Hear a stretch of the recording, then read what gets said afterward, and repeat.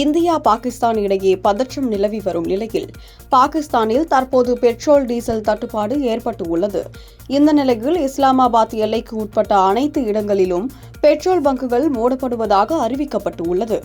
ஏற்கனவே பொருளாதார நெருக்கடியில் சிக்கி வரும் பாகிஸ்தானில் தற்போது பெட்ரோல் டீசல் தட்டுப்பாடு ஏற்பட்டு உள்ளது.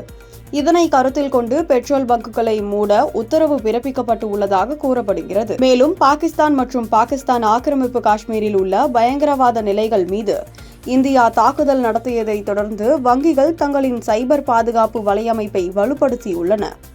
எதிர் தாக்குதலுக்கான அச்சுறுத்தல்கள் காரணமாக எல்லை பகுதிகளுக்கு அருகிலுள்ள வங்கி கிளைகளிலும் பாதுகாப்பு அதிகரிக்கப்பட்டு உள்ளதாக தகவல் வெளியாகியுள்ளன. எந்த ஒரு சைபர் தாக்குதலையும் தடுக்க 24 மணி நேர போர் அறையை உருவாக்கியுள்ளதாக பஞ்சாப் நேஷனல் வங்கியின் தலைமை செயல் அதிகாரி அசோக் சந்திரா தெரிவித்துள்ளார். சைபர் தாக்குதல் ஏற்படுவதற்கான எந்த ஒரு சாத்தியக்கூறையும் தடுக்கும் வகையில் தொழில்நுட்பங்களை ஏற்படுத்தி உள்ளதாக மற்றொரு பொதுத்துறை வங்கி அதிகாரி கூறியுள்ளார். வாடிக்கையாளர்கள் சிரமத்தை சந்திக்காத வகையில் வங்கிகளில் நிதி இருப்பதாகவும் வங்கி அதிகாரிகள் தெரிவித்துள்ளனர்.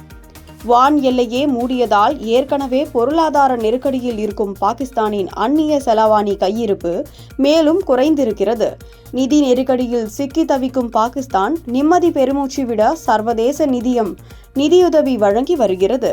சென்ற மார்ச் மாதத்தில் கூட சர்வதேச நிதியம் $2 பில்லியன் அந்நாட்டிற்கு வழங்கியது. இந்த சூழலில் பஹல்காம் தாக்குதல் நடத்தப்பட்டதை தொடர்ந்து பாகிஸ்தானுக்கு சிந்து நதிநீர் நிறுத்தம், இறக்குமதிக்கு தடை உள்ளிட்ட பல்வேறு கட்டுப்பாடுகளை இந்தியா விதித்தது. இதற்கு எதிர்வினையாற்றுவதாக நினைத்துக்கொண்டு பாகிஸ்தான் தன் வான் எல்லையை மூடியதாக அறிவித்தது. இது இந்திய விமான போக்குவரத்து நிறுவனங்கள் சுற்றி செல்லும் நிலையை ஏற்படுத்தினாலும் பாகிஸ்தானுக்கு வான் எல்லை பகிர்வு கட்டணத்தை வசூலிக்க முடியாமல் போகும் சூழலை ஏற்படுத்தியிருக்கிறது. பாகிஸ்தான் வான் எல்லையை இந்திய விமானங்கள் பயன்படுத்த முடியவில்லை என்றாலும் மற்ற பல நாடுகளின் விமான நிறுவனங்களும் அந்நாட்டின் வான் எல்லையை கடந்து செல்ல விரும்பவில்லை என தெரிகிறது. புல்வாமா தாக்குதலுக்கு இந்தியா பதிலடி கொடுத்த 2019ஆம் ஆண்டில் கூட பாகிஸ்தான் தன் வான் எல்லையை மூடுவதாக அறிவித்த போது அந்நாட்டிற்கு $100 மில்லியன் இழப்பு ஏற்பட்டது.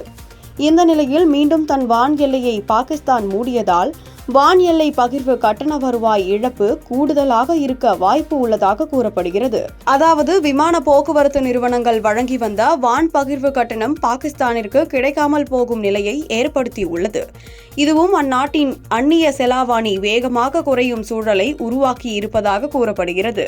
சான்றோர் குரல் செய்திகளுக்காக செய்தி வாசிப்பாளர் கீதா.